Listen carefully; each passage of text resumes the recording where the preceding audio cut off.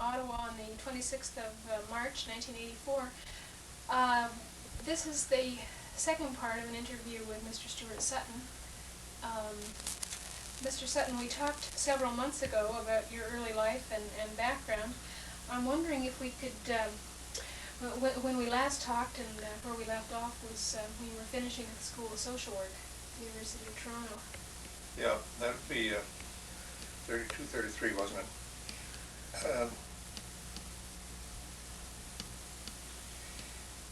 There's not much to be said about that.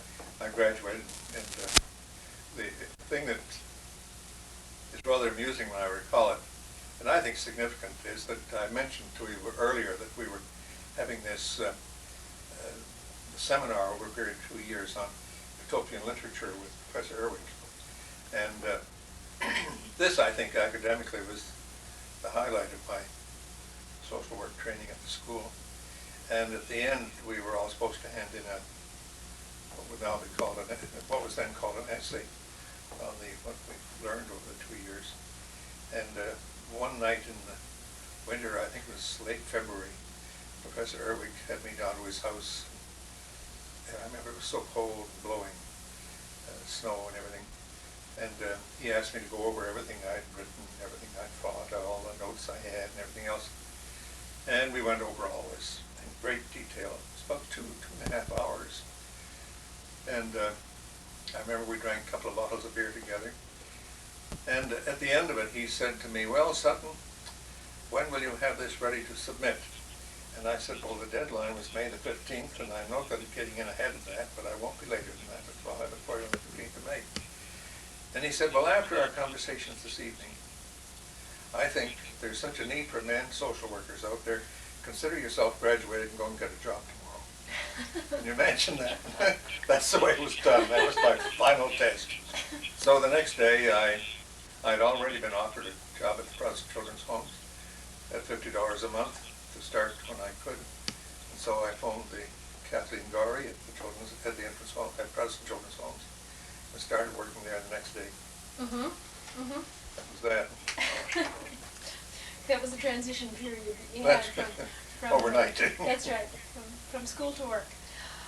During the next several years, Mr. Sutton, you worked in the field of child welfare.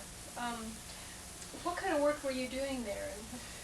Well, in the PCH, Protestant Children's Homes, Kathleen Gorey had a great imagination, and she had the Protestant Children's Homes, in case you don't know it, I don't think it exists anymore, was a successor to the boys' home and the girls' home and the Protestant Orphans' Home. And these were institutions which were discontinued. And the PCH, which succeeded those institutions, became a child placing agency for children placed on a voluntary basis. There was always a little bit of difficulty between determining which was a proper children's aid role and a proper PCH role, but these were voluntary placements in any case, although there's no reason why children's aid societies couldn't make voluntary placements too. And Kathleen Gorey got the idea about 6 months before I was taken in there that PCH should try to place in foster homes some children, they were mostly boys, who'd appeared in juvenile court and consideration was being given to placing them in boys' training schools like Mimico in those days, Bowmanville, such places. And in consultation with the PCH staff, or myself representing the PCH, and Dr. Anderson, the juvenile court psychiatrist, and somebody else from the court, it was determined whether or not a given child could be tried in a foster home. And over a period of the next 2 years that I was with the PCH, we placed approximately 100 children, mostly boys, I admit, in foster homes. And to the best of my memory, not one of those ever ended up in a training school. Mm-hmm. Some other kids went to training school, but not the kids who were originally intended for training school. Mm-hmm. So it was a very interesting and a very successful experiment. And Kathleen Gorey and Margaret Hall and others of her colleagues had a tremendous imagination, and they put this to the test. Mm-hmm. This would have been an alternative for these boys, an alternative to an orphanage? No, an alternative to a training school, an alternative to the boys' training school at Bowmanville or the reform school at Mimico as it was in those days, and other correctional institutions. They went to foster homes. There was an interesting theory in those days that children were better off in the country because they had pets and all this sort of thing. Well, I noticed and I found, and discussed this later with Dr. Anderson, the juvenile court, that the kids got along all right in the country, but these city kids were completely deprived of the things they were used to by going to the country. And their alternatives became, in many cases, sort of sexual involvements with animals, calves, other animals that they made pets of, and I'm not sure that country living is necessarily all it's made up to be. And Dr. Anderson agreed that we should be giving some thought to placing children in other than country foster homes all the time, because automatically it was assumed a kid was going to a country foster home. Mm-hmm. And so gradually, the last year or so I was there, we were placing children in urban foster homes as well. And they worked just as well. Mm-hmm. At that time, were there shortages of foster homes? Was it hard to find places? Yes, and the boarding home rates were something like $16, $18 a month. And then we provided clothing, but there was nothing else provided except medical care. And yet, believe it or not, some foster parents found that having one or two children, while it hardly was a profit-making thing, did supplement their modest income. Because many farmers in those days in York County, where they're all in the lower part of York County, where the farms are all worth $1 million now probably, were living on their milk checks, and some of them milked 8, 10, 12 cows, sold their milk and cream, and all they had to live on by way of cash was their milk checks. Mm-hmm. But it was always assumed, of course, that farmers grew most of their food crops, which is a lot of nonsense, but in those days it isn't nonsense. It wasn't nonsense. They all grew things in their gardens, but they didn't have freezers, of course. And so the kinds of things that they could keep to eat as vegetables are mostly root vegetables. Potatoes have a fairly long life, not too much. Turnips, 9, 10 months. Cabbages, carrots, and some of them slaughtered their own meat. But they had a pretty meager life. Mm-hmm. And the $16, $18 a month that was paid for maintenance for these children was well, there was no profit in it, but it sort of oiled the machinery a bit. Mm-hmm. And strangely enough, I became quite interested in what had happened to these kids on the kind of diet that must have been produced in these homes. But I kept in close touch with our doctor. Dr. Pearl Sommerfeld was the chief doctor of the PCH in those days. And we found that these kids did not develop any kind of nutritional deficiencies or any signs of nutritional deficiencies. They didn't get fat and slobby, but they grew up. Mm-hmm. Mm-hmm. And many of them are still alive, so something happened all right. You were doing all right. During the years that you were in child welfare, 1932 to about 1942, I guess it would have been, at that period of time anyway, one of the major child welfare issues arose over beyond quintuplets. Was that, were you at all involved in the No, not controversy the least. surrounding the No, I was quints? just aware, like other people were. What year was that? That was... it must have been in the mid-30s somewhere. Yeah, I guess I was with the York County Children's Aid Society then. I've forgotten exactly. Mm-hmm. But No, I knew about the town quintuplets like anybody else did, and we had some doubts, some of us, about the way it was being handled, putting these children in this kind of private institution of their own. I remember there was a lovely joke going around at the time about Mr. Dion coming into the nursery one day, and a nurse seeing him and saying, "Mr. Dion, you can't come in here, you're not sterile." And he said, "You're telling me, lady." Anyway, we all felt that there was something rather queer about segregating these children. On the other hand, the idea was not to allow them to become commercialized, and I don't know, must have been a tough decision for somebody to make. Mm-hmm. Yeah, yeah. I never saw them, and I never went up there. Mm-hmm. During the time you were at the York County CAS, some things were happening politically, I guess, regarding child welfare in Ontario. Well, what happened was that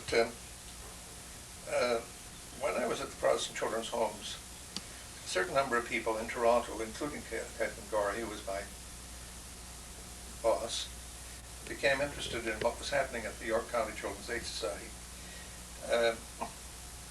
There were some pretty serious rumors about the York County Children's Aid Society at that time. The president of the society was the premier of the province, George Henry, and the director of the Children's Aid Society was George Little, who I understand had been the warden of York County. He was a farmer, and he'd been defeated as warden of York County, and Mr. Henry had appointed him as director of the Children's Aid. His qualifications were that he knew the county, and the county knew him, I suppose. He had a girl as secretary who did most of the work that had to be done, because he had a farm to run. He had milk in the morning and the evening, and he didn't have very long to be at the Children's Aid or anywhere else. And some of the women, I'll think of some names as I go along, I hope, were interested in trying to follow up on the rumors that were going around about girls being molested and children being neglected and so on. And Kathleen Gorey used to send me as a young social worker out to spy on some foster homes, places nobody knew me. And it was sort of fun to think that you were being used by people who knew what they were doing. At least I assumed they did. It turned out they did. And eventually, there was an inquiry into the Children's Aid, into the York County Children's Aid, and it was pretty much, I was going to say whitewashed. I don't know if it's fair to say that, but anyway, it was found that there was nothing going on that was wrong. So then there was an appeal.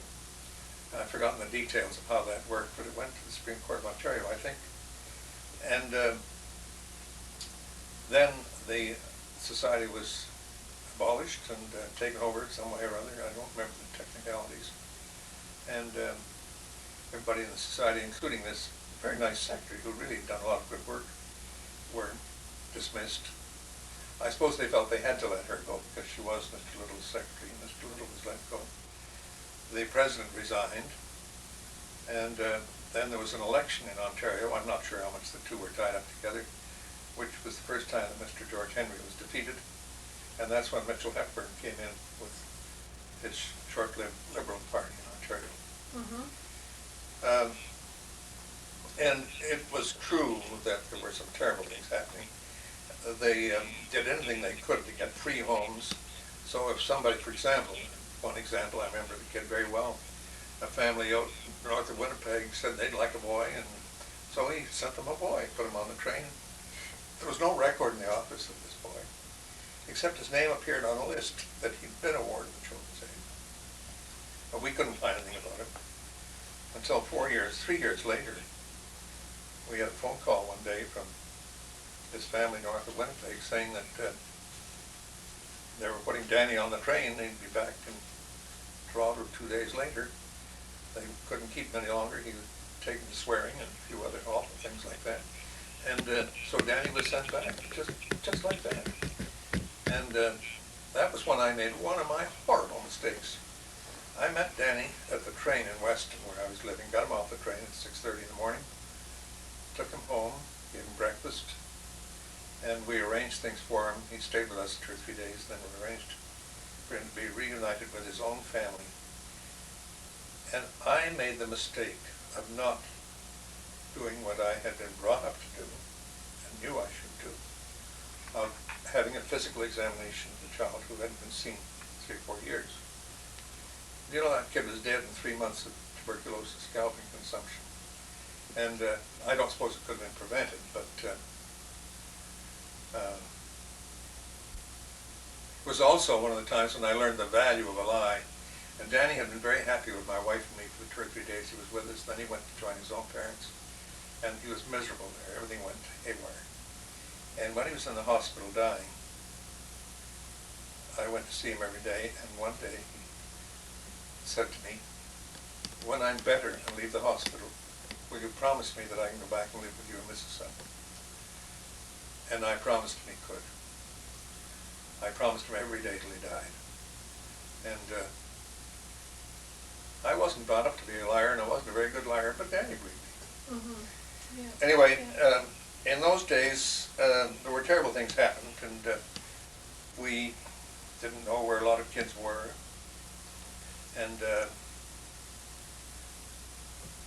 one of the interesting things in those days was that a lot of the kids we had in our caseloads, you know, you hear now about people having heavy caseloads. Well, we didn't used to count our caseloads, but I know that I had at least 150 children and about 40 on my parents' cases, as well as half the protection caseload.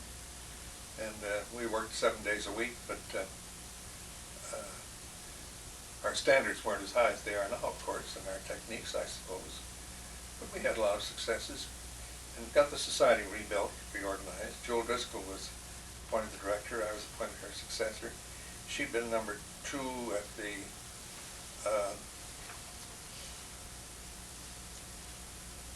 what's the family agency in Toronto called? The Family Service Family Association. Service Agency?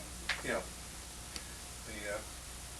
That's the only name that I know about. Is the Family What was Service it again? Just the Family Service Agency. No, before that, Neighborhood Workers Association. Mm. She was there with Frida Held. She and Frida Held were 2 marvelous social workers. They're both dead now, I guess. I don't know. I came across some letters from Frida Held in the National Archives the other day when I was doing some research for the Army. And Frida Held came up with some very interesting suggestions for the armed forces during the war, which I came across. In those days at York County, we were pretty rough and tumble, but we got along.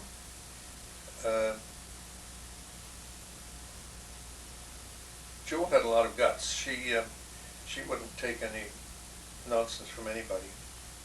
I remember one person who was a terrific big shot in the province wanted to adopt a child, and the Minister of Health phoned us about this and said, "Now, I don't want this gentleman to be embarrassed by the home study." And I heard Joe Driscoll, I was in her office, saying, "No, we won't embarrass him with a home study. Just tell him for me, he's not going to have one of our children." And after she hung up, I said, "What's the matter with him?" She said, "He's a drunk. He's just an alcoholic of the worst sort, and he and his wife fight all the time. I wouldn't put a dog in his home." And she really got in hell for that from the minister, but turned out she was right. Worked out. Mr. Sutton, also during that period of time, there were some things happening that were to affect what the social welfare system later developed in Canada. The CCF was becoming active, the League for Social Reconstruction. There was a lot of progressive social thought going on, and I think a lot of it was centered in the Toronto area. Were you involved or affected by any of those developments? Well, in those days I was, and earlier than that, the LSR, the League for Social Reconstruction, was very active when I was in Regina in before I went to school of social work. The LSR was active. After I got involved on social agency staff, I wasn't much mixed up in an active way with any other organizations because I had to work 10 hours a day and sometimes longer. And there just wasn't time to be much involved in, but except to fight for the things your kids needed and your families. Mm-hmm. We were, for example, in our protection services, we had to fight the school teachers, the police, everybody. I mean, everybody thought that we should go into homes and take children away because some nurse had found somebody drunk in there, or the house was dirty, or some school teacher was complaining about a kid being truant, or the police about the husband being drunk, or the mother misbehaving. And we were supposed to go in and take all these kids away from these people. And Jewel and I, and others like Maranta Jeffrey, who was with us, we rolled up our sleeves and insisted that we would not take children away from homes except where the kids begged us to be taken away, or where we felt that there was actual serious physical abuse or serious mental abuse. I don't know, but we didn't find much of that. One thing I have to remember, and I have to remind myself of, is that in those days we didn't have the problems that social workers have now, say with drugs, with dope, and a lot of this sort of thing. Mm-hmm. There were problems with sexual encounters and experiments, but I suppose there still are. But we didn't have the drug problem. Mm-hmm. We had other problems. The big problem we had, of course, that people don't have anymore very much, was rank, horrible poverty, real poverty. Just no food, not enough food. And in fact, one time when I was with the York County Children's Aid, I had to visit a home in Toronto. It was on Jarvis Street. And it was a family lived in a basement of a building where the furnace was in the building. A family of 6 people lived in that room in that house. And about as many lived in the other rooms. And the whole house was 1 bathroom and 1 kitchen. This was what poverty was in those days. Mm-hmm. And we talked earlier about public assistance, and that wasn't worth a damn. Yeah. You were at the York County Children's Aid Society for a while, and then you moved on to another Children's Aid Society in Kingston, I believe it was. Yeah, I went to the Kingston Children's Aid Society. Was Kingston and Frontenac County in 1940, I guess, Mm-hmm. or 39. I've forgotten whether it's 39 or 40. I'm sure it was 39. And then that's right, and I was there until 42. That was an interesting experience. I don't know any highlights of that except 2. One was that there was the Juvenile Delinquents Act had not been proclaimed in Frontenac County, and so any child charged with an offense there was hauled up before the magistrate, who acted as a juvenile court judge, but he was really a police magistrate, and they had no place to detain a child, and so they never hesitated putting a child in a police cell in City Hall. And there was provision in the Child Welfare Act against this, and I used to go and see these kids, and some of them were quite unsophisticated 11, 12-year-olds who really suffered from being in these cells with other prisoners. And I started raising hell about this in Kingston, and I got into a lot of trouble with the then chief of police, who was long since replaced by, was soon replaced by a very much more liberal person. Made life pretty miserable for me. Wherever I parked my car, I got a ticket, that sort of thing. But I had a lot of support from the Whig Standard, the local newspaper, and the publisher of the Whig Standard.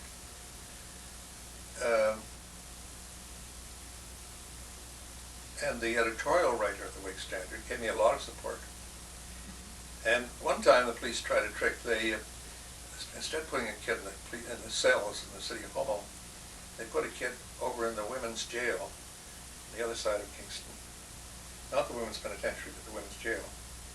And I heard about this from she's no longer there, so I can tell it, I guess, from the matron who tipped me off that the kid was there. So I went around with George McCracken, who was the editorial writer of the Whig Standard, and a photographer, and we got a picture of this kid in the women's jail, holding on to bars like this with his little face sticking out. He was 11 years old.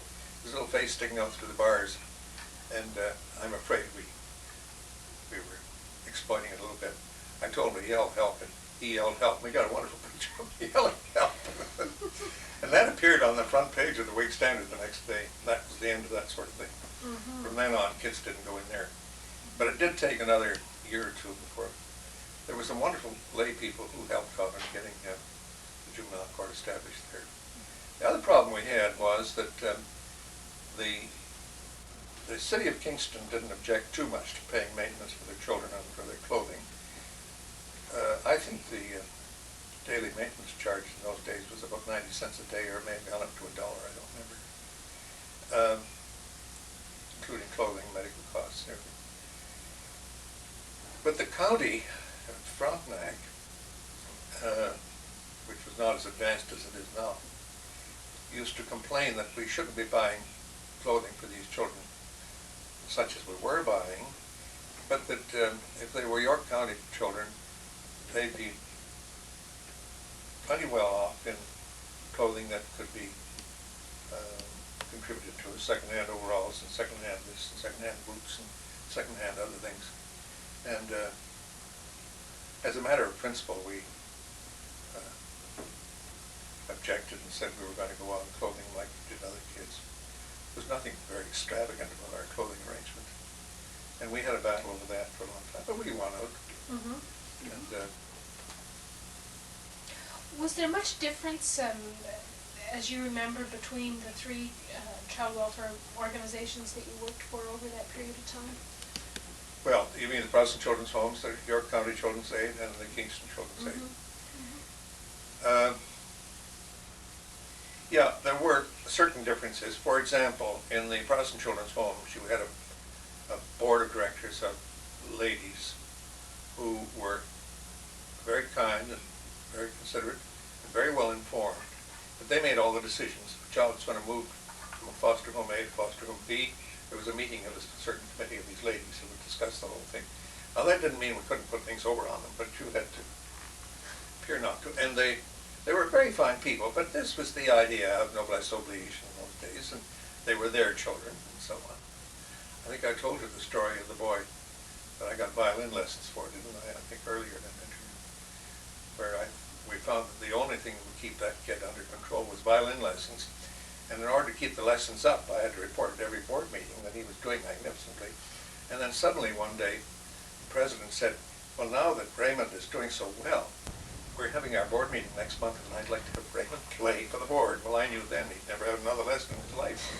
He did, so we had to get him sick that month. He got measles or something, I forgot how it worked.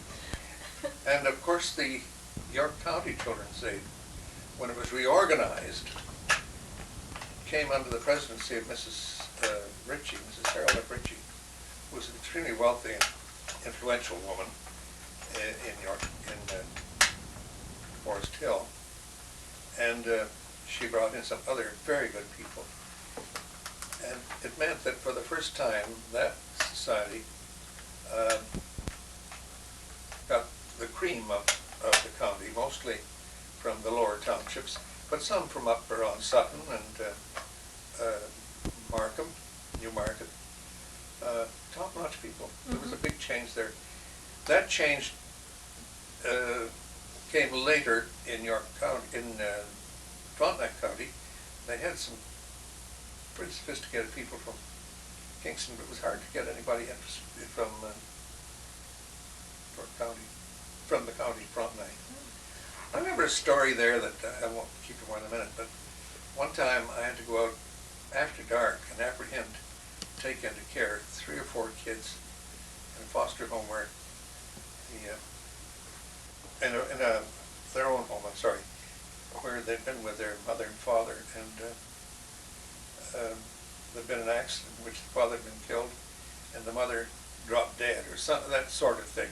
And these kids were left all alone with no relatives, no neighbors wanted to touch them. And I put them in my car and took them into town. I had arranged with a temporary foster home in town to look after them overnight. And these kids had never been in the city before, and I didn't realize this. And as we came along Princess Street, the main street of Kingston, after dark, with neon lights going on, these kids started to scream. 10, 12-year-old kids screaming in the car, and I stopped the car and said, "What's the matter?" And they said, "Why are we in hell? Why are we in hell?" And they were terrified.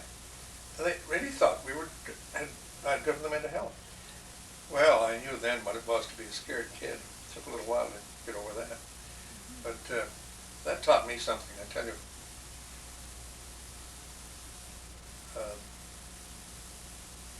There was another thing in Kingston at that particular time. You see, the war had started shortly after I went there.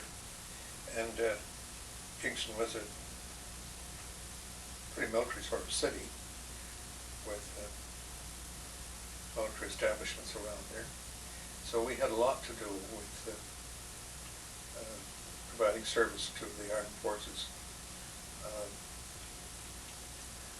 and service to the wives and children of military personnel who just naturally came to us.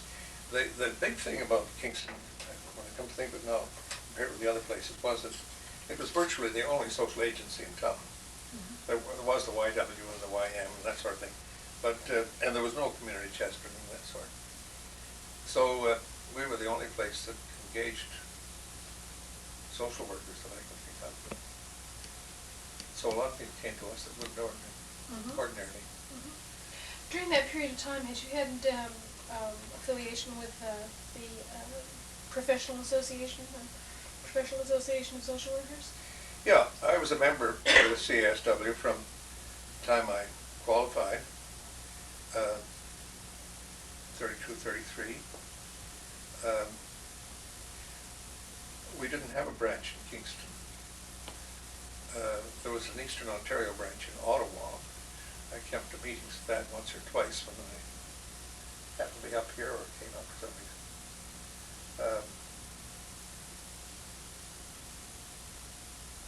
I was for a while, I was the first chairman of the ethics committee of the CASW. That went on for 20 years without getting anywhere. I think now they've got a code of ethics. They do indeed. Yeah, Yes. right. Yes. I don't know if I can live up to it, whatever it is. Once you're away from, in those days, once you're away from a place like Toronto or Montreal or Vancouver, the chances of being very much involved in the activities of the CSW were not very great because at that time there were no branches there. Mr. Sutton, as you mentioned a few minutes ago, during the time that you were in Kingston, the war broke out. How did that affect what you were doing with the Children's Aid Society? Well, it meant that we weren't the only Children's Aid Society, but it meant that we and other Children's Aid Societies had a whole new dimension added to our responsibilities, which was related to families where the husband was in the services, and some question would arise involving, say, dependence allowance or the rights of a woman for children, for certain allowances and things of that sort. And we would be asked through the Defense Allowance Board, Defense Board of Trustees, to do investigations and surveys of facts for them. At first we felt that people would be mistrusting of us because they thought of the Children's Aid, despite all our efforts, still do, I think, in many places, as the people who steal children. So if you knocked on somebody's door and said you were from the Children's Aid Society, they immediately wanted to shoot you or lock the children up or do something of the sort. And we'd have to quickly explain in the same breath, that we'd been asked by someone to come and help to qualify for this thing you'd asked for, sort of thing. And this, in a way, while it added an extra burden to children's aid societies and other social agencies in those days. I mentioned Children's Aid because I was with them, and that was the only one we had in Kingston. It offered us a wonderful opportunity to become better understood by the community and accepted on a wider basis than simply child kidnappers. Mm-hmm. And the idea, the concept of the Children's Aid Society offering a family service and protection and support, I think we can thank the military and paramilitary organizations a great deal for what they did in that connection. Mm-hmm. During that period of time, you had some ideas about how social work might be more useful to the military, as well as what they were doing for you. Well, that started in August of 1939. My wife and the two children we had then, Hannah hadn't been born at that time, we were up on Lake Simcoe, a place called Sandy Cove, with some other friends. They were all doctors. There were 3 other doctors too. A psychiatrist, a scientist who later became famous in connection with the Air Force, and a pediatrician who looked after our children. And we were all feeling that war was around the corner. And from my experiences before the war and the time that war was practically upon us, I got the idea that if the Army would develop services which could be made available to servicemen and to their families when they came across problems that worried them about their families, wives and children, whether it was finances or infidelity or alleged infidelity, or problems with the children, their behavior, and death in the family, all kinds of things of this sort. But these could be handled effectively by people, I thought social workers, because they could do this effectively, who could, at the request of the soldier, or his dependents in some cases, but more likely at the request of the soldier who might be overseas or somewhere else in Canada, study the situation, investigate the facts, and give the soldier an honest, absolutely honest story of what was found and an honest description of what was proposed to be done. It was not enough just to find, yes, your kids are delinquent, they are missing school, your wife is running around. The question, what do you do about it? And what can you say that will give the man some comfort that's honest? I felt that the basic essence of the whole thing had to be honesty. You had to tell the man honestly what you found. Oh, there were times when you might be a little discreet, but I mean, you wouldn't try to mislead him and say, it's all right, Johnny, don't worry, everything's fine over here. But then also outline to him the procedures that are being followed and things that are being done. And then try and get the family's commitment to an involvement in the plan. And I wrote this to Mr. King, the Prime Minister King, in August of 1939. As a matter of fact, the other day at the archives, I came across a letter from him acknowledging receipt of my letter. Now, I got the letter from him, but it was lost when we were in Africa. Well, it was in storage, and somehow it got lost with a lot of other letters. But his letter is dated the 1st of September 1939. Somebody at the archives helped me find this. So I know that I did write it. Well, then in 1942, it was that the Army started such a program. It was a little late in the war. And it was slow in getting going, but that's when it started, and the way it started. Mm-hmm, mm-hmm. And when it got underway, in 1942. How were you involved? Well, I should tell you before that there were other things happening at the same time. The Army Medical Corps was engaging, and the other services too, Navy, Air Force, engaging a few social workers in connection with their psychiatric and psychological services. And the DBT had one or two on their Defense Board of Trustees and Defense Allowance Board. They were the financing people. They had some social workers who did case studies where allowances to families were involved. In 1942, my letter was the letter I got was a nice brush off. But in 42, I was at a conference in Montreal, social work conference in May, I think it was. And there was somebody came and got me out of the conference.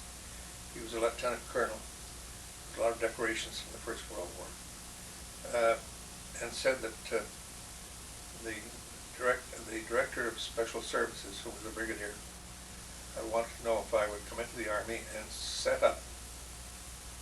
No, it was the adjutant general had asked that would I come into the Army and set up the service that I had recommended to Mr. King. So, in my job at the Children's Aid in Kingston, social workers, Children's Aid, people in charge of Children's Aid societies, were not allowed to enlist at that time.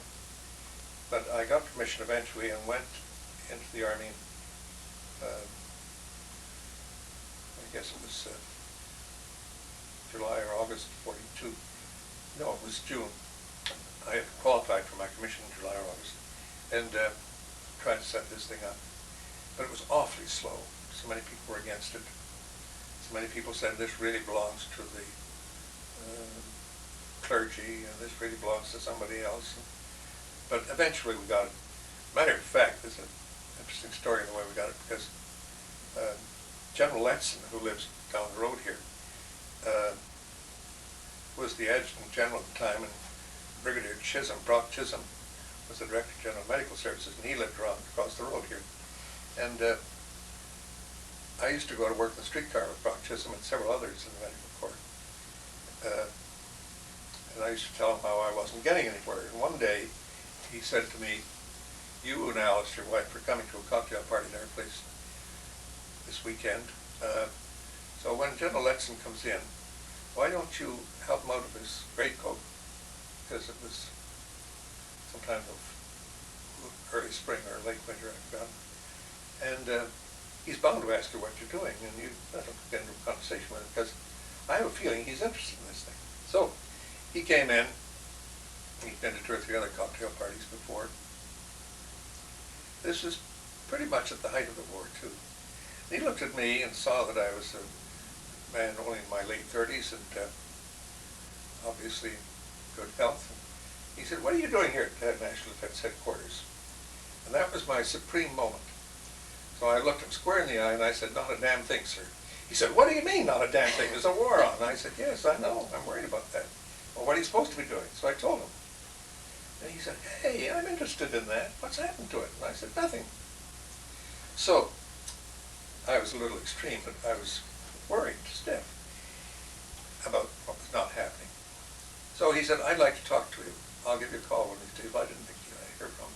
The next day at noon, right on the dot, my phone rang, and it was General Letson. He said, "Would I come over and see him?" And I was only about 2 blocks from him. I went over. He said, "I'm alone in the office." And I went over. He was alone in his office. And we sat down together. And he asked me what was happening. And you're not supposed to squeal about things in the Army any more than you are anywhere else.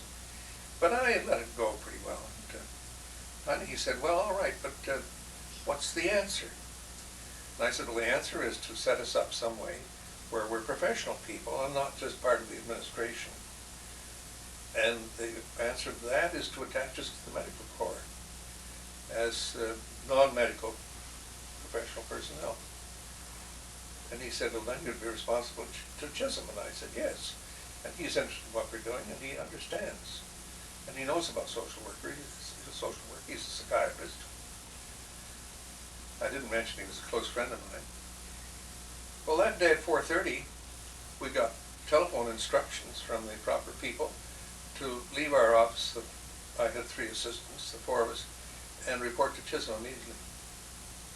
At 4:30 we were with him and on his staff, and we became what was called AMD9, which was the bottom rung of the medical corps. We were the 9th associate medical directors, and that's when we started functioning properly. Mm-hmm.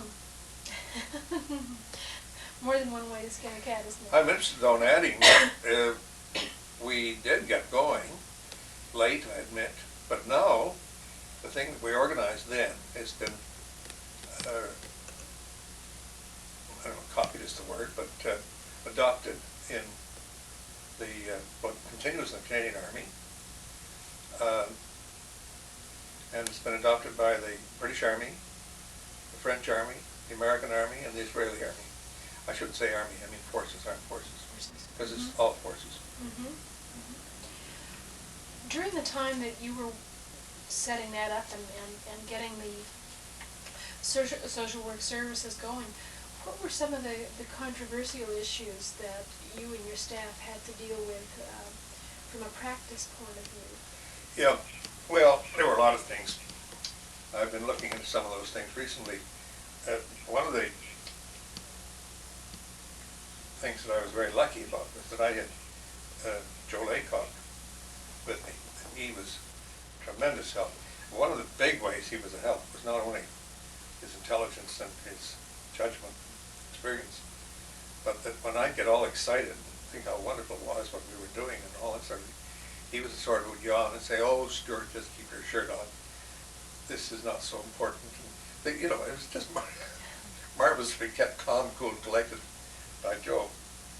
And did I tell you earlier I had Joe as a student when I was at York County Children's Aid? Mm-hmm. And the second day he was there, I said to him, "Joe, what makes you want to be a social worker?" And he said, "Oh, I don't want to be a social worker." He said, "I got into it by mistake." And here he turned out to be one of the most wonderful people in social work. Mm-hmm.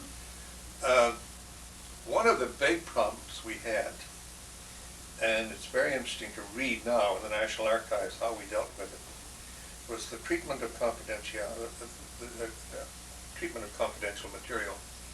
And we got, and it was a very difficult, complicated thing to do, we got a provision through that social workers in the armed forces, irrespective of their rank or anything else, could deal with social agencies outside directly over their own signatures. They didn't have to do it.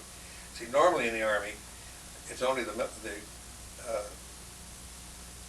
wartime anyway, I don't know anything about peacetime, it's only the civilian people like the minister and so on who could write to civilians outside. But we got permission over our own names to write to social workers outside. And we got guaranteed protection of confidentiality for the information they gave us, in that the stuff never could be divulged. Anything that came in could never be divulged to the soldier, where it came from or who gave it. It could be interpreted to him. But you wouldn't say that the Toronto Children's Aid says this or something like that. And the files were completely protected, and still are. One of the other things that we had to fight for was soldiers getting word that their wife was being unfaithful and they wanted to divorce her because they found some girl abroad in England or someplace, and they wanted to get a divorce and married. And we knew that if they, knowing or believing that their wife had been unfaithful,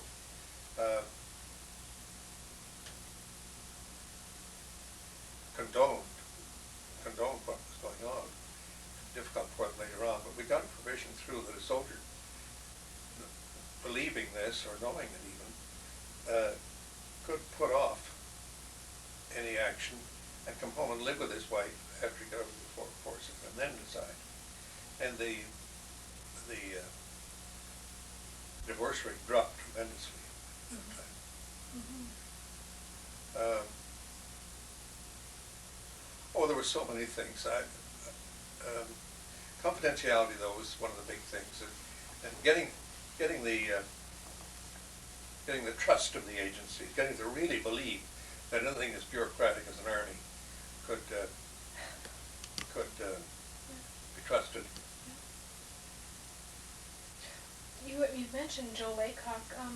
Who were some of the other people who were involved in social work in forces in those first days? There was Stan Bailey from Winnipeg, from Vancouver, who I believe now lives in Toronto. I haven't seen him in many years. There was Al Shipp from British Columbia, who died some time ago. There was Cliff Patrick, who became the first director of social services for the Department of Veterans Affairs after the war, who also died. There was Manny Batshaw from Montreal. There was, oh Lord, I wish I could, there was Bob Coleman, who was at Petawawa.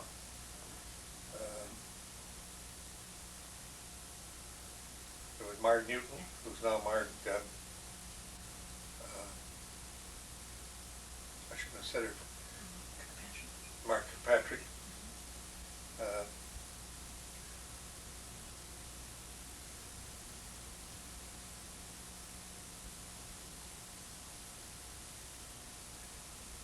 What was the fellow's name that went into, I have pictures of all of them, I wish I had it here to look at.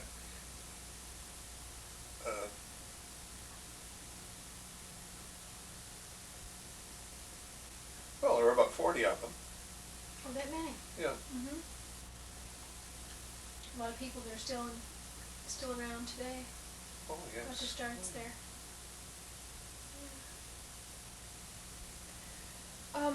You had mentioned the Department of Veterans Affairs. Were you at all involved in that as the war went on? Well, I was asked by Walter Woods, who was the Deputy Minister of Veterans Affairs, to, when I left the Army, to come into the department. But I didn't want to do that for various reasons. I was offered two other jobs that appealed to me more. One was at Laval University, and the other one was at Toronto Children's Aid. And so I got the Army to give me leave of absence to Veterans Affairs for 3 or 4 months before I retired from the Army, so that I could do the major things that Walter Woods wanted me to do, part of the long-term job. And one was they were to reorganize their social services, their general social services, and to set them up, which they really hadn't had before. And Cliff Patrick was appointed the first director of social services from there. And then there was their medical and psychiatric social services, which were, had died on their feet, and just a question of getting them reorganized and going. Mm-hmm. I had a lot of help in that with people like, social workers across Canada, most of whom in the psychiatric field are no longer around.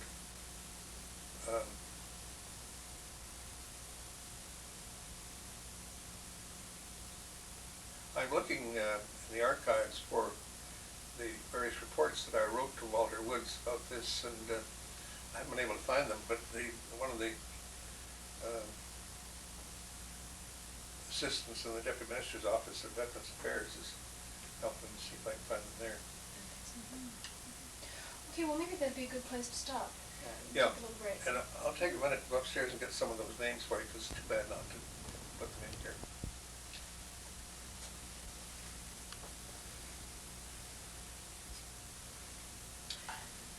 Mr. Sutton, when we left off, we were discussing setting up social work services for the Army, and you were mentioning some of the people that you'd had some contact with, or who were working with you to get the social work services set up. Were there other people that you wanted to mention that? Well, when I was trying to recall some of the people who were with us from the beginning, my memory was a little faulty, and I don't know why, because I forgot to mention, for example, Stan Crow, who was with us throughout, and Howard Naftali, who is now in Vancouver. I think Stan's retired. He was with the Provincial Department of Welfare for time. And then Hector Sene from Quebec. Hector's not technically a social worker, but he was what Quebec could offer at the time, and he was very helpful, and later went into DVA. And then we had a quite remarkable girl from Jamaica, Beverly Marsh, Beverly Moyston she was, later she became Beverly Marsh, who at the time was not a social worker. She was my secretary throughout the war, and later she graduated from Toronto and from 2 other American universities, and finally came back to Toronto for a master's degree. She's now a social worker I believe she's working in Jamaica. Mm-hmm. Her husband's an economist. And there were others. There were so many I can't name them all. Sometime I'll provide you with a list if you like. Mm-hmm. I'm just looking up some of them at the moment. And the people that we worked with were very interesting. I mentioned 1 or 2 names before, but we had contacts with, of course, there were the federal government, things like Defense Board of Trustees and Defense Laws Board, and various other departments of the government, and the armed forces, other branches of the forces, Navy and Air Force. But we had contacts with practically every social agency in Canada, and I must say we got remarkably high level of service. In those days, you have to remember, we're talking about the 1940s, 30s and 40s, there were parts of Canada where there just weren't any social services organized, and we had to depend on whosoever we could contact. Mm-hmm. There were RCMPs, other police. There were sometimes we just pick a name of somebody we knew. We'd have to be particularly careful in those cases, but we learned to exercise caution, and of course we made mistakes too. A lot of people do make mistakes, but we made a lot of them. On the other hand, it was a matter of life and death in many cases, and we had to improvise where we didn't have services. Mm-hmm. Sometimes we got very good results from improvising. Mm-hmm. What kinds of cases would it be that would be life and death matters? Well, when I say life and death matters, I don't mean actually life and death maybe, but there were cases where, say, a father would die, leaving a farm absolutely abandoned, and the question was, should the son come home and look after it? We had several of these in the prairies, for example, and the decision was not ours, but we would often be called upon to make recommendations.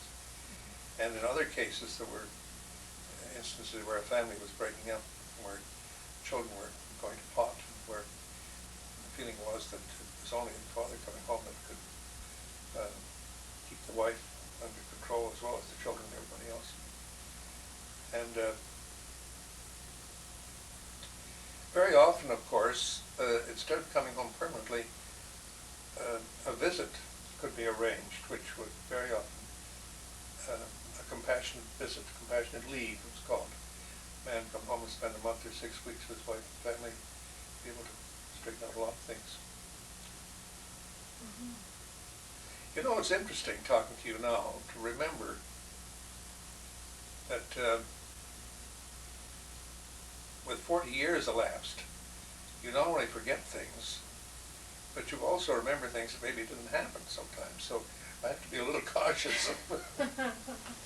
Memory can be faulty within a 40-year period. Yeah, by commission as well as by omission. That's right. Mm-hmm.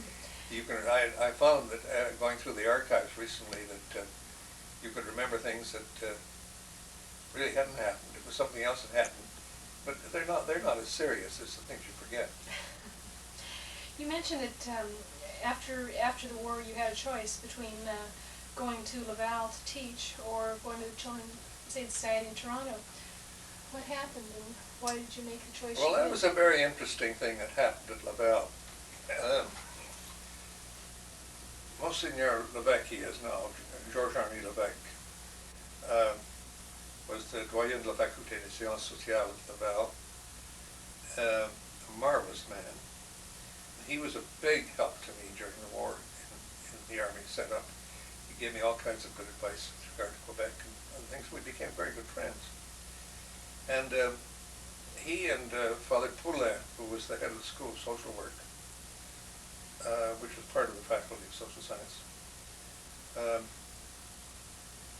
when the war was coming to an end and my retirement was being considered, retirement from the Army, they approached me with the suggestion that I take over professorship of child welfare at Laval University, which was a little bit, was very flattering. It sounded a little bit strange because I'm not an academic, and my French has pretty well died since I was a child. I used to speak French better than English, but I couldn't speak French fluently anymore. And what's more, I'm not Catholic, not a Roman Catholic. And one day when I was talking with Father Levesque about this, he said I would have to meet the Chancellor of the university, who was Cardinal Villeneuve. Cardinal Villeneuve was a little man, stood, I forgot how high, but not very high, and a charming man. And as we were talking, he was talking to me as Chancellor of the university, not as Cardinal. But I was not unmindful of the fact that he was the Cardinal, the only Cardinal in Canada, I think, at the time. And I said to him one point in the conversation, Your Eminence, you realize that my French is very inadequate. Not only that my French is very inadequate, but also that I'm not a Roman Catholic. And he put his hands down on my shoulder and said, My son, don't let that bother you. If you come to Quebec and join us at Laval, there'll be plenty of French-speaking Catholics to look after you. I always remembered this. Well, I was very intrigued with this job. And one time I asked why they picked me, because I was not an academic. I really wasn't the world's most competent person in the field of child welfare. And I found that the story was, to the effect anyway, that Les Sœurs Charité in Quebec really had pretty well a monopoly in the child welfare field. And that the Cardinal, they don't have to jump when the Cardinal speaks, apparently. And they told me that I was the one person that Les Sœurs in Quebec trusted. And that has a long story, because when I was a little boy, I went to school with Les Sœurs at Sorel, and I became very much involved with the order and kept up with them all through the early part of my life anyway. And they trusted me, and they could trust me. I mean, I had a great respect for them, even though I wanted to see changes in what they were doing in the care of children. But Cardinal Villeneuve told me I had more influence with them than he did, and that's why they wanted me, irrespective of my limitations academically in French. So, but then what happened was, one day, I got word from Father Levesque that the decision to appoint me to this faculty was completely approved and accepted by the clergy, by the priests at Laval. But there was quite a bit of objection to it among the lay people at Laval. The lay people didn't want an English-speaking non-Catholic, or else they didn't want me. I don't know which it was, but it doesn't matter. By that time, I had decided that I would be out of place entirely, because for a lot of reasons I'd be out of place. Certainly in an academic setting I'd be out of place, on a permanent basis anyway. And in the meantime I'd been offered the post of assistant director of the Children's Aid in Toronto with the idea that I would take over from Mr. Mills. And I decided to accept that. So you went to the Toronto Children's Aid Society, and Right after the Army, I got my retirement papers from the Army someday in June. I guess it was June 46, was it?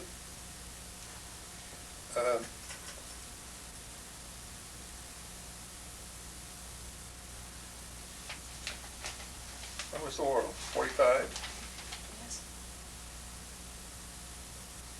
August 45. Yeah, that's right. I was doing other things then, and until sometime 46. And we had all assumed in our family, by that time I had a daughter too. Anna was born, and the five of us had assumed that when I got to the Army we'd take 2 or 3 months holiday. Instead of which I got my retirement papers at Long Branch at 2 o'clock in the afternoon on a Friday, and I started working at the Toronto Children's Aid at 4 o'clock on the same day. That was that. The period of time during which you were at the Toronto Children's Aid, 1946 and 1945, was a time of tremendous expansion in the social welfare field. How did that show itself with your work? Well, there's something to remember that, as I think I hinted at a while ago, during the war years, the pressure on organizations like the Toronto Children's Aid Society, the Neighborhood Workers Association, all Children's Aid Societies, family agencies, and other organizations across Canada, was tremendous as a result of demands made on them by Defence Board of Trustees, Defence Allowance Board, and my own outfit in the Army, and other people. And during the war years, the agencies really suffered. They were overworked, understaffed, and in those days, before and after the war, they were underfinanced too. But that was so. At the end of the war, there was hardly a chance that anything else could happen except growth.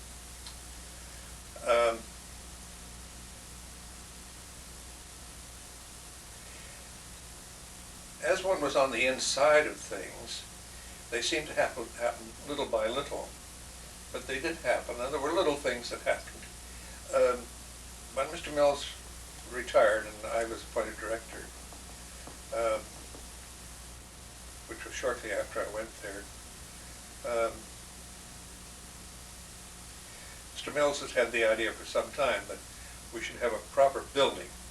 The Children's Aid Society of Toronto in those days, which later became Metropolitan Toronto, which wasn't in those days Metropolitan Toronto, was housed in initially and basically in an old house at 32 Isabella Street. And then Mr. Mills bought 34 Isabella Street, and then he bought 28, I guess it was, Isabella Street. And they had their shelter, a receiving home on the south side of Charles Street immediately behind this. So they had a large block of property there. Well, then I bought up more land as soon as I could, right over to where the subway is now, and as much as we could on Isabella Street, from that church that's there to the west. And in 2 or 3 years later, we were able to, we had a very good board of directors, and a man called Mate McIntosh was our president at the time, and helped us to raise enough money to put up the building that's now at 33 Charles Street East. And before that building was finished, we were offered twice what it was costing us to sell to somebody, but we didn't. And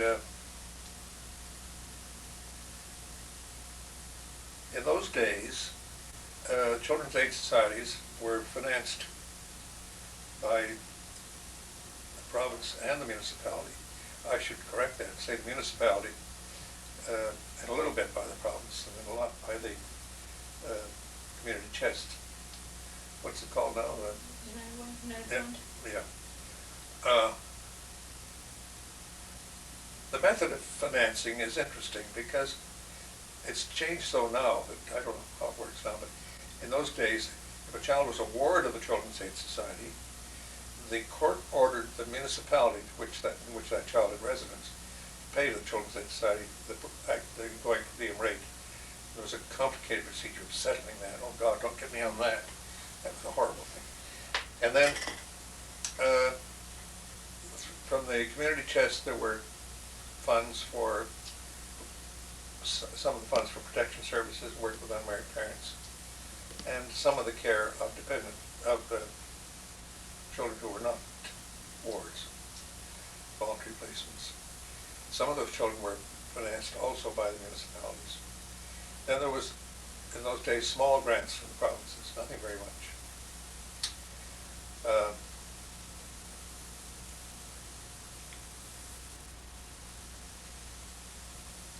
It's very strange to think back now to the hodgepodge of arrangements and how we had to work, the work that had to go into dealing with all these arrangements, and going through them every year to get them adjusted.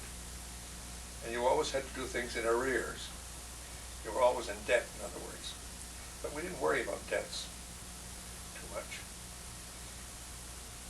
Social workers were not highly paid.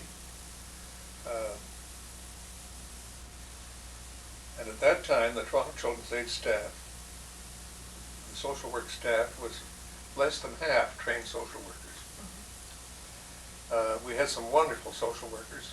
We had some wonderful non-social workers too. People like Erskine Keyes, who died a few months ago. And then social workers like Jesse Waters and Lloyd Richardson, and I could name so many wonderful people that we had.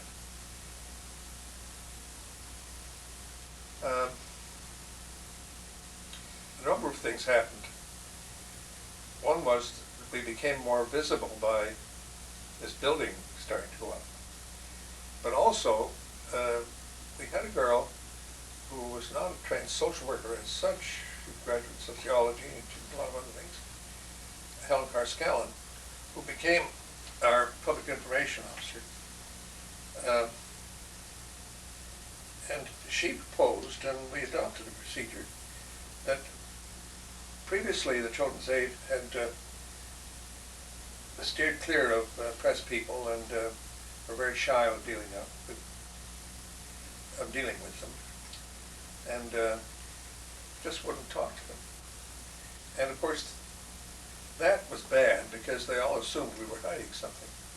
And she said to me one day, she said, "Stewart, why don't you just, if anything happens, they get hold of a story of something that's gone wrong, have them in, tell them the truth."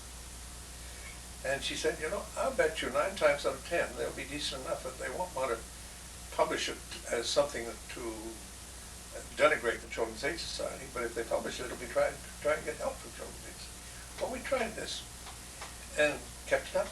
It was fabulous how wonderful the press were to us when we would have them in and say, "Well, look, I have to tell you what really happened was this. Kids getting killed. Kids did get killed in those days, and still do probably, I don't know. And certain other things happening. Kids killing. We didn't have the problems they have now, but we had problems. And if the press would get hold of a story, we'd have them in and tell them without divulging any confidential information or any identifying information. Give them the story. And they were remarkable the way they'd back us up.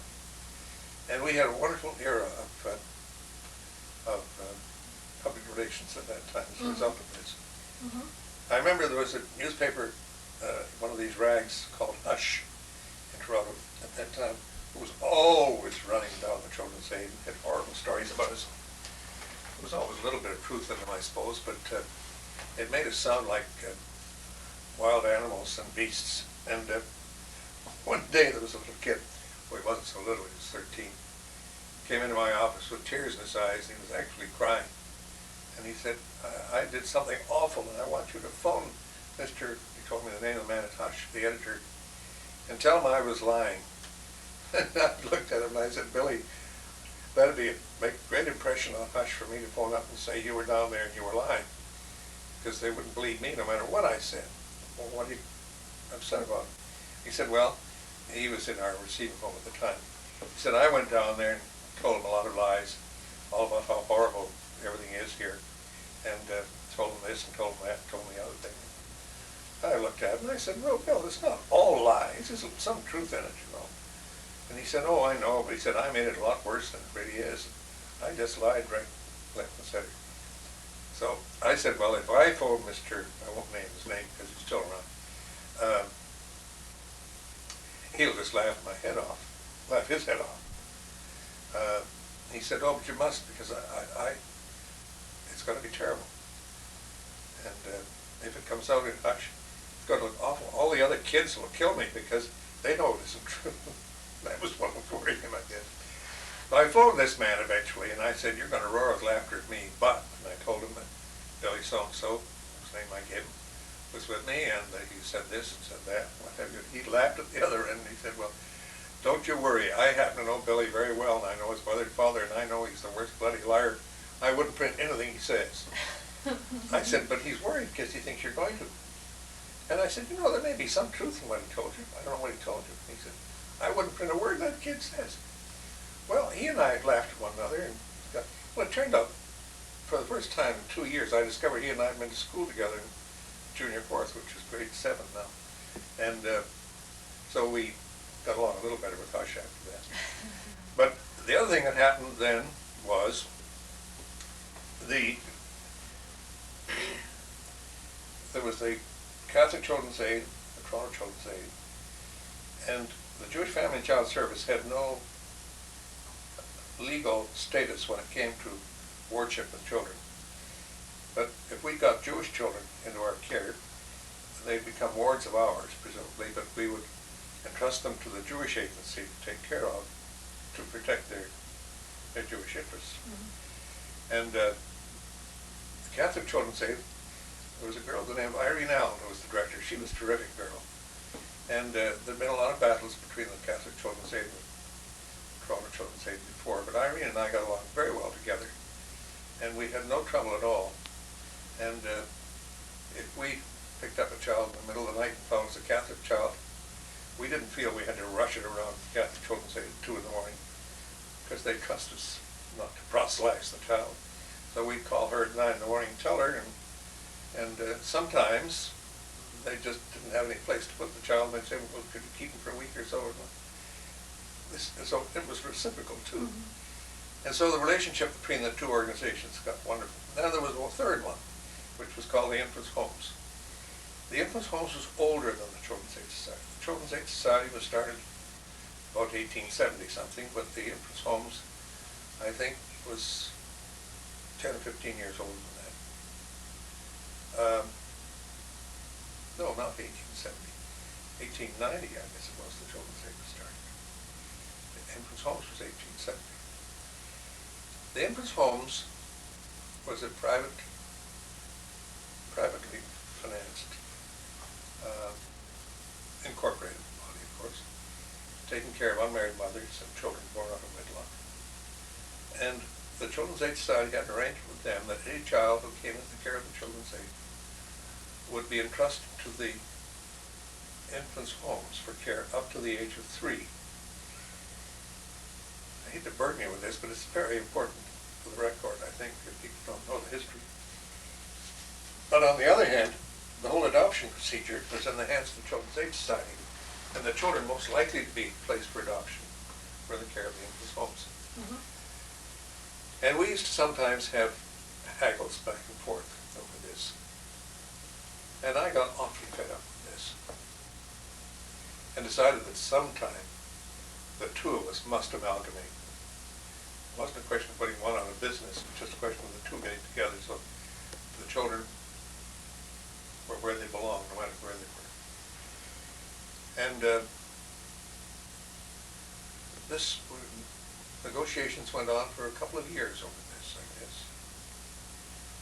And eventually, it was my ambition that before I retired from the Children's Aid Society, that the Children's Aid Society and the Infants' Home should become one. And that was my greatest ambition, because I saw how these babies just got lost in the cracks. Mm-hmm. Not lost, but adoptions were delayed, Mm-hmm. and a lot of nonsense.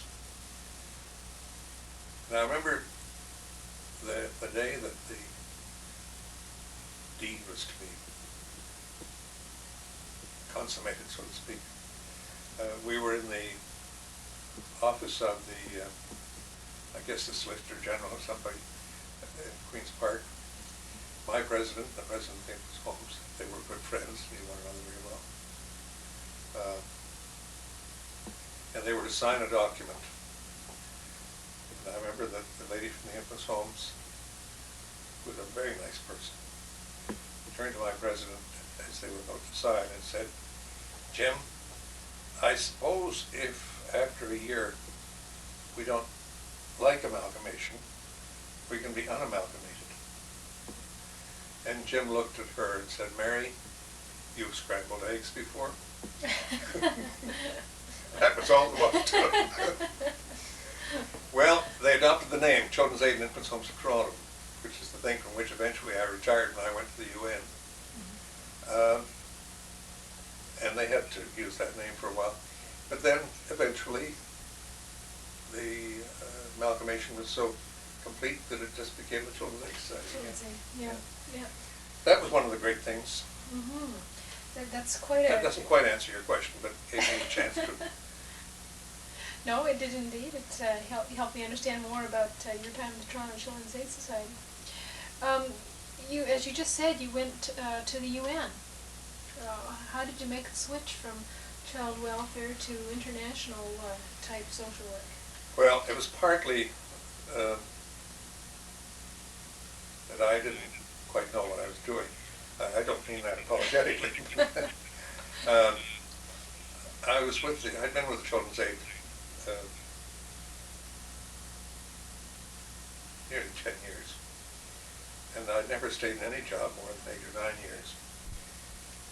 And I think it was due to a woman who used to live here in Ottawa, she's dead now, Adelaide Sinclair, who'd been on the board of the UNICEF, United Nations Children Fund, in New York, and she represented Canada on their board at one stage from the Ministry of Health and Welfare here.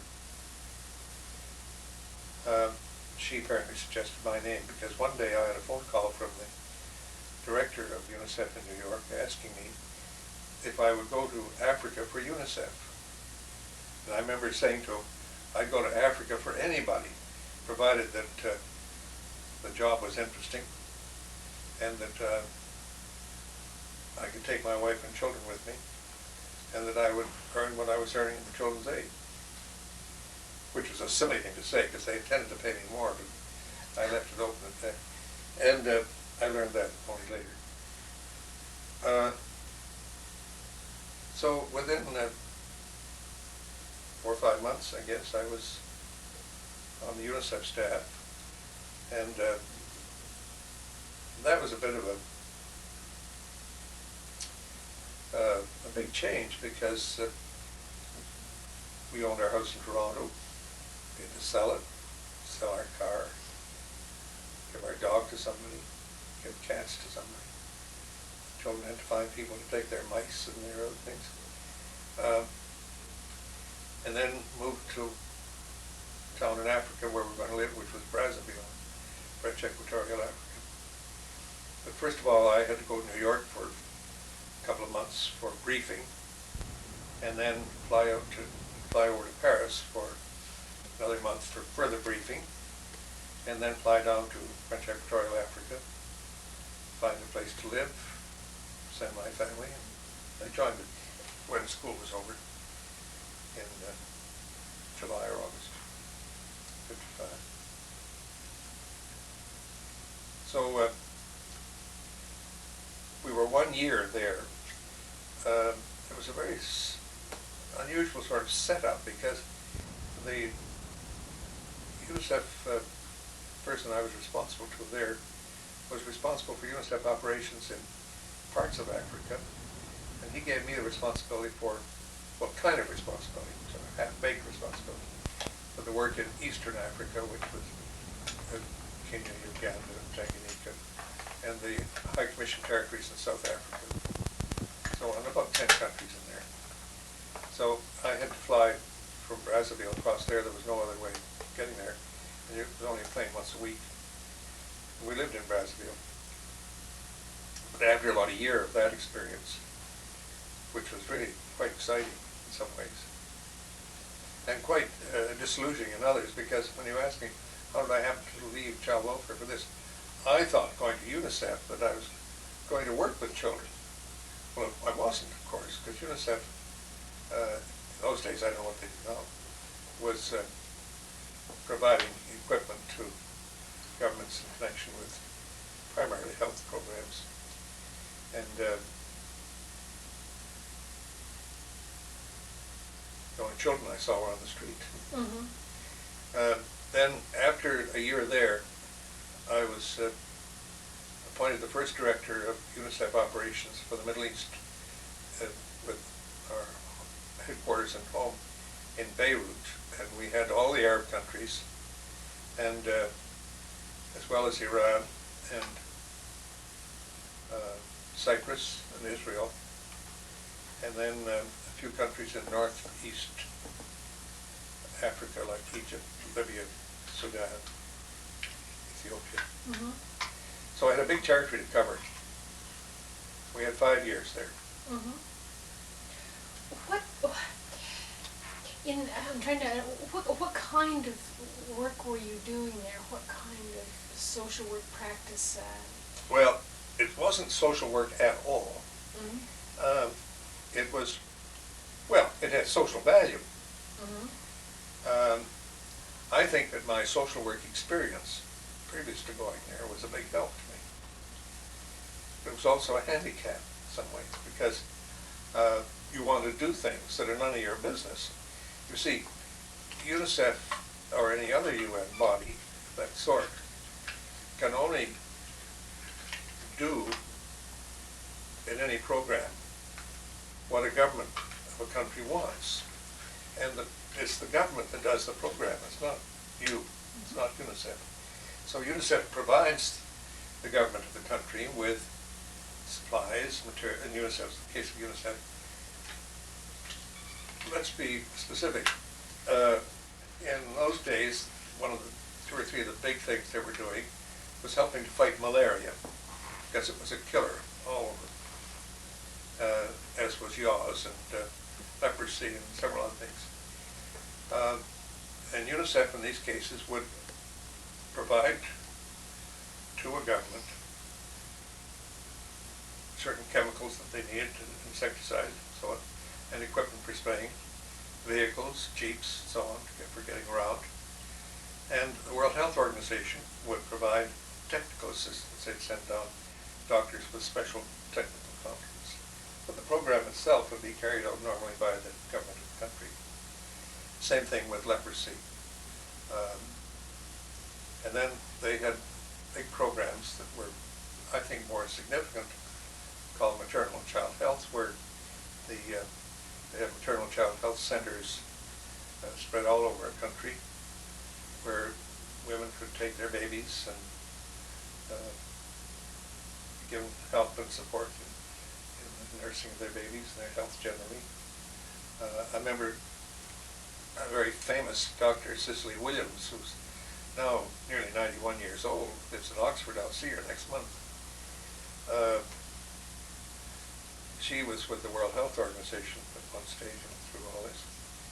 And she was spending her time very wisely trying to urge every mother in Africa, for example, and in Southeast Asia, where she had lived and worked, to nurse their babies, not to feed them from bottles, not to feed them commercially prepared foods and so on.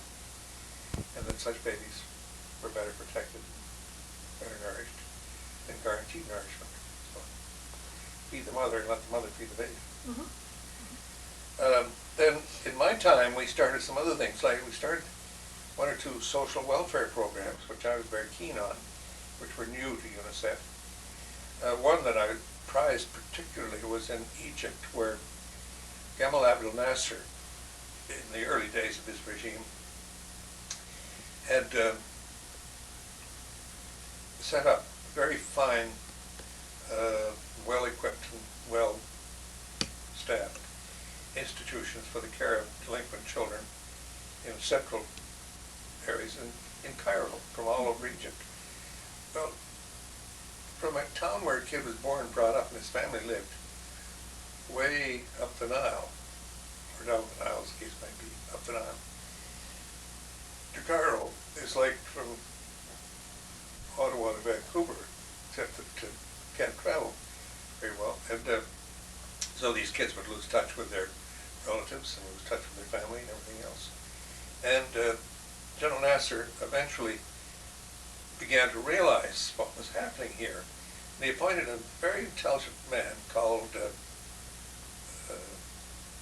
Dr. Ali Fuad Ahmed, was his name, to look into this. And Dr. Ali Fuad, decided that it would be better to go back to the old system of having decentralized care for these children and not have them all there, have them closer to their own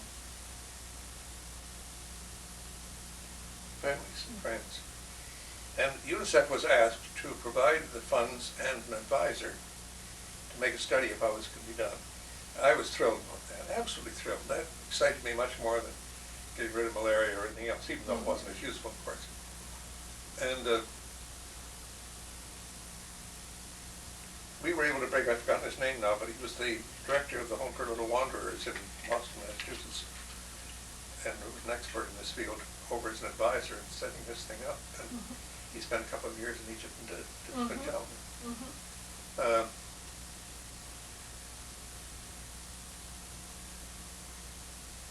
There were a lot of diseases I'd never heard of before that we were very much involved with, that either killed children or shortened their life, like Coaticook, and which is not much to be done about except to nourish children better. And there were feeding programs. I don't know what the merit of those, but they were on. And the other thing that UNICEF did too in those days, for instance, near Baghdad and in Israel and in Tehran and Egypt, we built and manned milk processing plants so that the countries have pure milk, processed milk. So it sounds like much of the work that you were doing while you were at UNICEF was ambassadorial type relations, governmental relations, convincing people to do things and that sort of thing.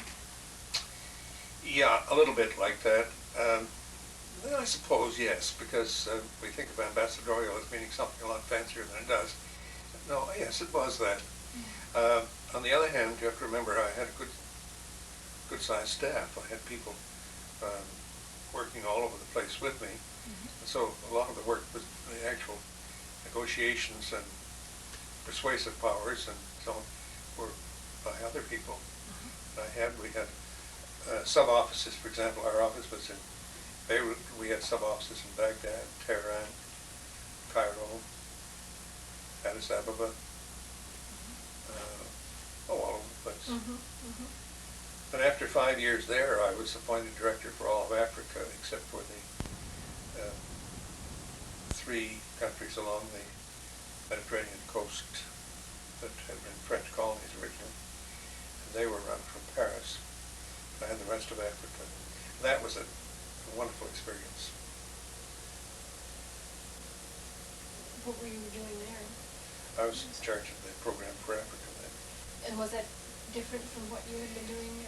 Yes, it was different in some ways, in that the kinds of programs were different.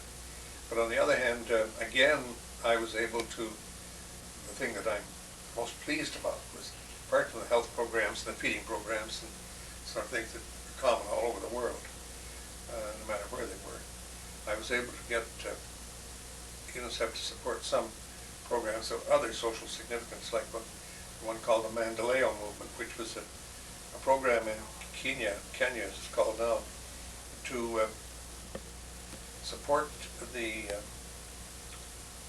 organization and maintenance of groups of volunteer women all over Kenya who got together for their own betterment, for the betterment of their families, and it was a community development kind of thing. Mm-hmm. And that was wonderful. I was very pleased with that. It worked out very well. Still going on, I believe. Mm-hmm. You moved on from UNICEF to some work in Geneva. Yeah, 10 years later, I'd say I went to UNICEF in '55.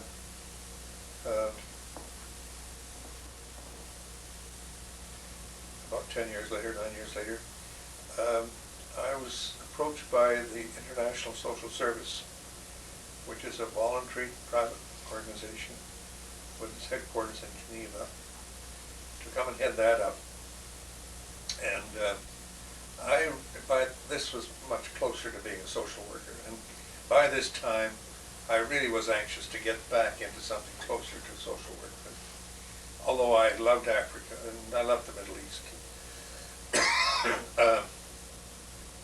I knew I'd miss Africa, but I went anyway, and this was a private voluntary organization. It was not very well financed, which was really its downfall in a way. This organization had been set up during or just after the First World War, primarily in the first instance to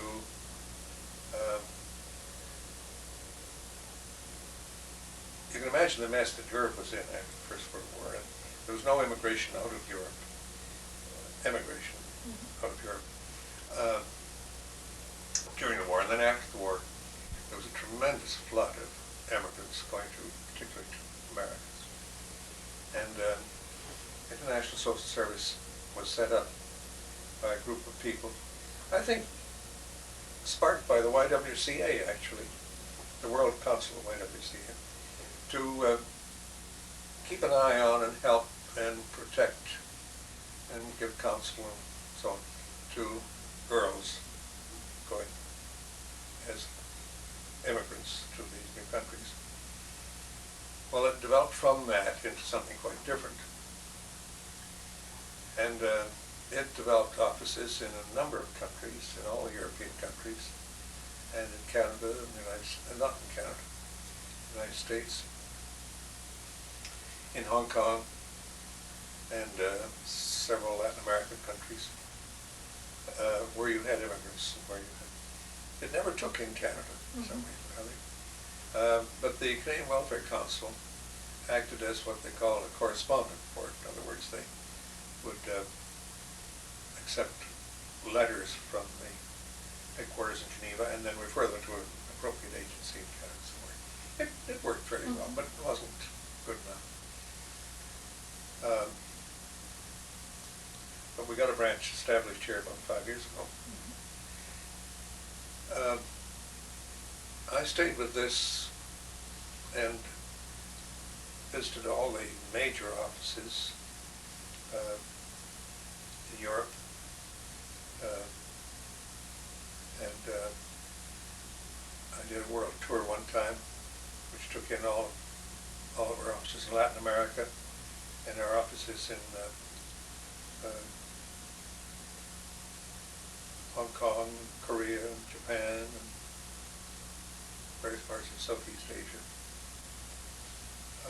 I learned then that 3 or 4 months of travel and hard work like that could be killing. It was a terrible experience.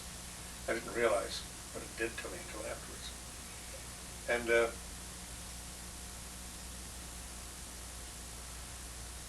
I don't know what else I can say about that. I stayed there until I realized that they really couldn't afford to have an executive director, because it was costly to have a person like myself there and traveling, doing these other things. And I figured out that they could get away without a person in my position if they would form a team of the directors of the branches and bring them together, the selected ones together, 2 or 3 times a year for key meetings. Bring the Hong Kong one only once a year, but the others, and the Latin American ones maybe once a year, but the European ones were more experienced.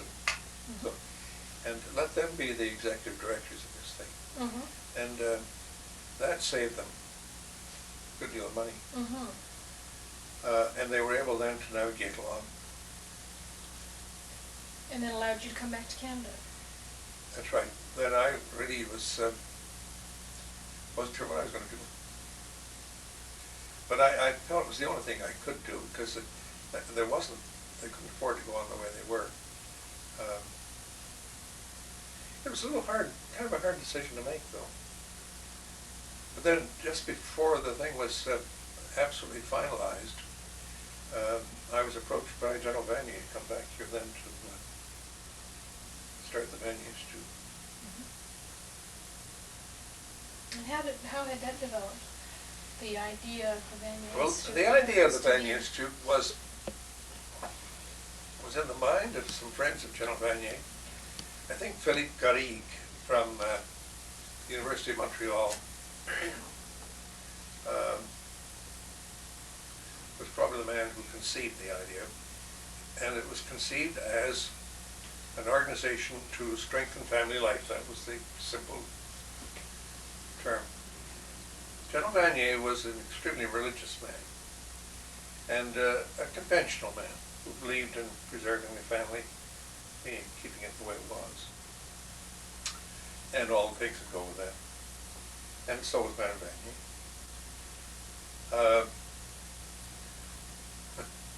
I was a little concerned about this because when we were approached, I decided I was going back to Canada anyway. So we came back to Canada, my wife and I. The children were already back here. They were all graduated from various universities and professions of one sort or another.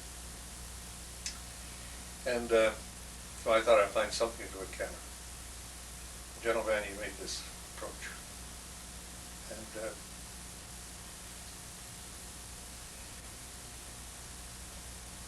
I don't want to be disrespectful, but I think I'll tell you what happened. I don't mean disrespectful of Vaniers, but I mean disrespectful of what people want in life. They invited my wife and me we were at our farm up near Orangeville. They invited us to come to Montreal, have lunch with them on the Vice-Regal train. That's quite an experience. A nice dining car in the Vice-Regal train, usually set up and lovely cooking and all the rest of it. And Alice and I were invited there, and there were about 8 other people, in addition to the Vaniers like this.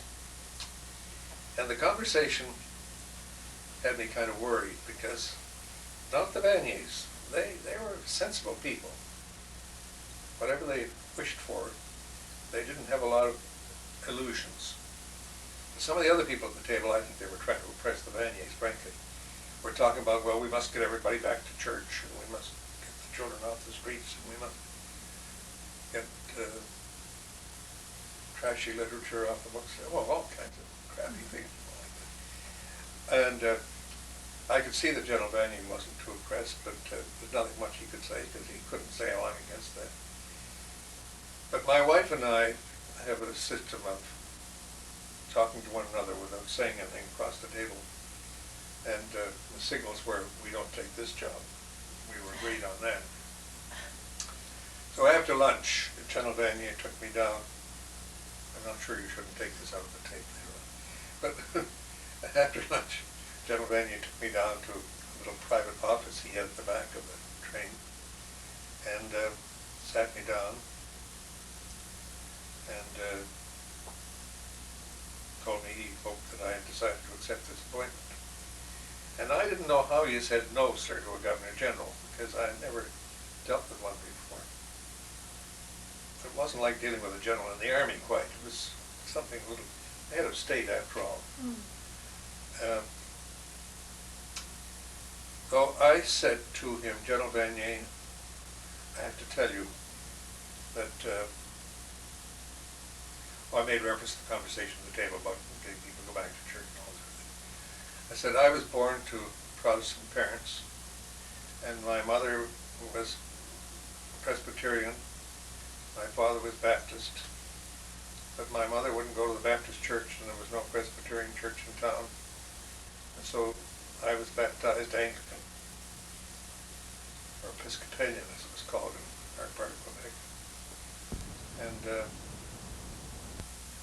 but my mother and father never agreed on a church, except for us, children.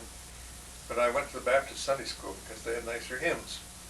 The Methodist Sunday school, I'm sorry, because they had nicer hymns. They had very nice hymns like I See the Little Birdies Fall and all that sort of stuff. No, Jesus Sees the Birdies Fall. Sorry.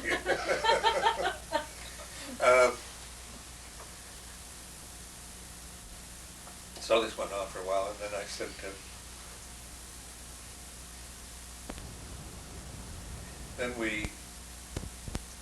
I went to a Catholic school and was an altar boy in the church. Then my first job outside of Canada took me to among Arabs, Muslims, and Jews in Israel. And then in Africa, I lived with pagans. And